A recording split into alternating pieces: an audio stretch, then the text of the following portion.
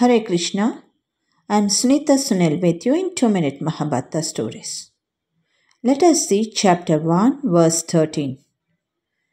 Tata shankascha beryascha panavanaka gomukaha sahasaivabhyahanyanta sashabdhastyumulo bhavat.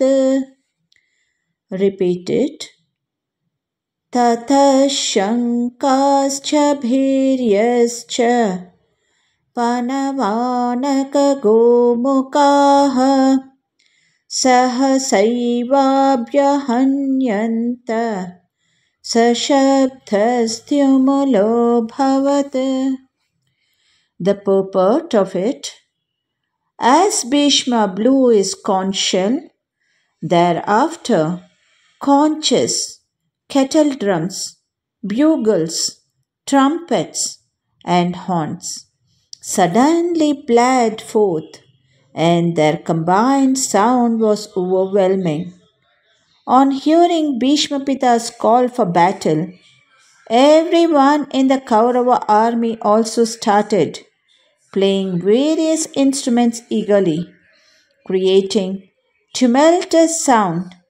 Shankha is conches, Panava is drums, Anak is kettle drums, Breya is bugles, and Gomuk is blowing horns.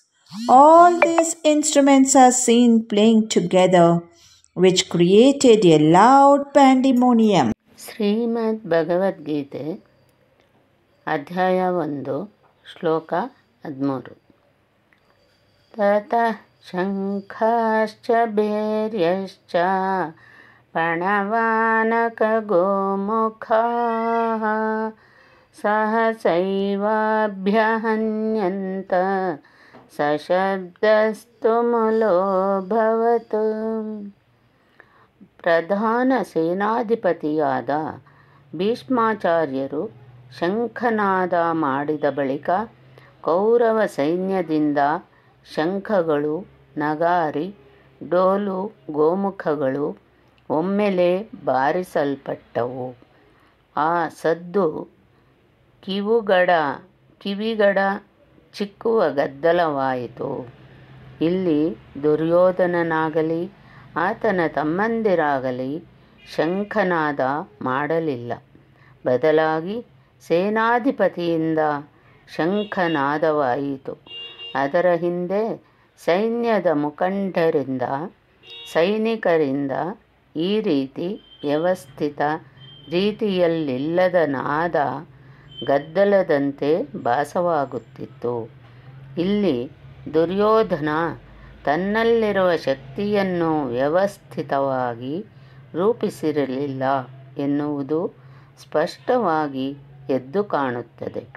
ನಮ್ಮಲ್ಲಿ ಎಷ್ಟೇ ಯುಕ್ತಿ ಸಾಧನವಿರಲಿ, ಎಲ್ಲಿಯ ತನಕ ನಮಗೆ ಆ ಸಾಧನವನ್ನು ನಿಯಮಬದ್ಧವಾಗಿ ಉಪಯೋಗಿಸಿಕೊಳ್ಳಲು ಬರುವುದಿಲ್ಲವೋ ಅಲ್ಲಿಯ ತನಕ ಆ ಸಾಧನ ಇನ್ನೂ ವ್ಯರ್ಥ. ಸಾಧನವನ್ನು ಕೈಯಲ್ಲಿಟ್ಟುಕೊಂಡು ಅಧಿಕಾರದ ಆಸೆಯಿಂದ ಮನಸ್ಥಿತಿ ಕಳೆದುಕೊಳ್ಳುವ ಮುಂದಾಳು ಎಂದೂ ಯಶವನ್ನು ಕಾಣಲಾರ.